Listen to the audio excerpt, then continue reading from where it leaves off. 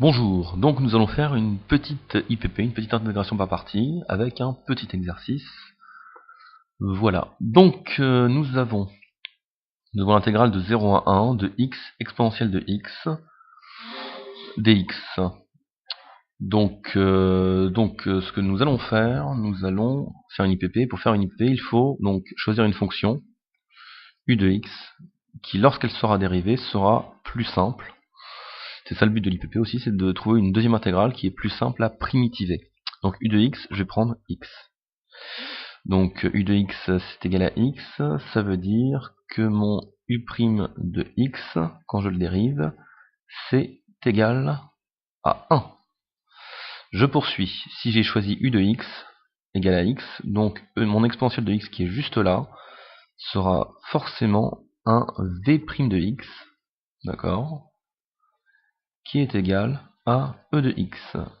Donc je poursuis, et en poursuivant, donc là j'ai fait la dérivée pour u, donc pour v', je vais faire sa primitive.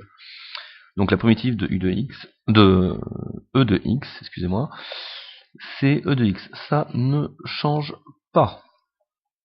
D'accord? Et ça va être mon IPP. Ok, donc ça va être ce que je vais faire. Hop. Pour l'IPP.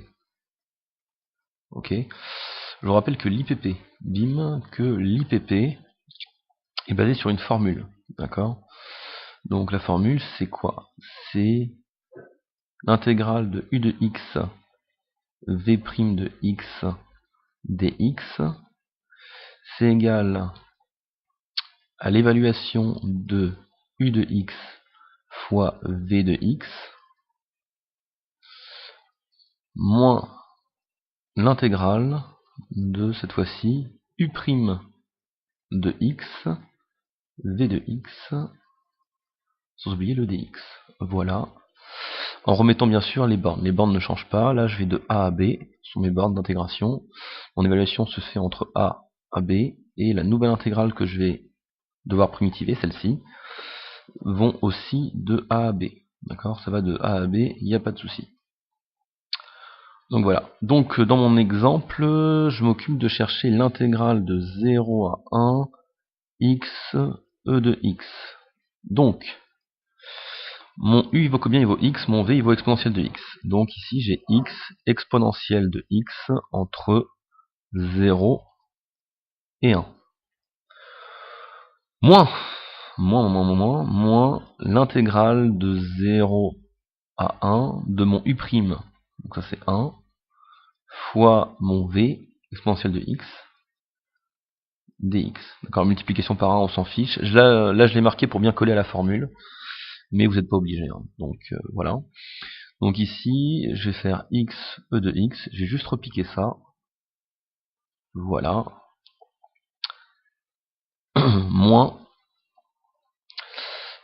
moins la primitive de ce que j'ai là, donc moins la primitive d'exponentielle de x. C'est quoi la primitive d'exponentielle de x? Vous l'avez déjà fait plus haut. La primitive d'exponentielle de x, c'est e de x. Donc je vais la repiquer. C'est la primitive, donc ça reste e de x, et je l'évalue entre 0 et 1. Et maintenant, je peux passer à l'évaluation. D'accord? Vous pouvez faire plusieurs choses à la fois, ça n'a pas d'importance. Mais là, d'abord, j'ai préféré tout mettre entre crochets avant de faire l'évaluation. Pour ceux qui prennent de la vitesse, quand vous passez de cette étape-là à celle-ci, cette chose-là, vous pouvez l'évaluer, il n'y aura aucune incidence sur le résultat final. Vous pouvez faire plusieurs choses à la fois. Moi, j'ai attendu de tout avoir entre crochets. Donc je remplace mon x par 1. Donc ça me fait quoi? 1 exponentielle de 1, moins 0 exponentielle de 0. Je sais, on peut aller plus vite, mais là c'est vraiment du b à bas, pour que vous suivez. Pour que vous suiviez mon raisonnement. Donc moins e de 1, alors on va rester entre crochets, entre parenthèses, moins e de 1, moins e de 0. Bim. Donc on poursuit le calcul, ça me fait, alors juste pour qu'on soit d'accord, une multiplication par 0, c'est égal à 0, cette chose-là, elle s'enlève, elle vaut 0. E de 0, vous devez connaître combien ça fait. E de 0, c'est égal à 1. D'accord? Valeur particulière de l'exponentielle, qui est importante de connaître. Donc ici, j'ai quoi? J'ai E de 1 tout seul, donc j'ai E. Je vais pas mettre la puissance, ça m'intéresse pas. Moins E plus 1. D'accord?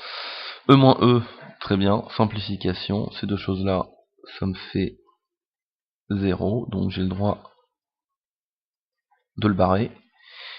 Et donc mon résultat final se retrouve à être 1. Donc une unité d'air. Résultat final. Voilà, donc là vous avez pu voir une petite IPP.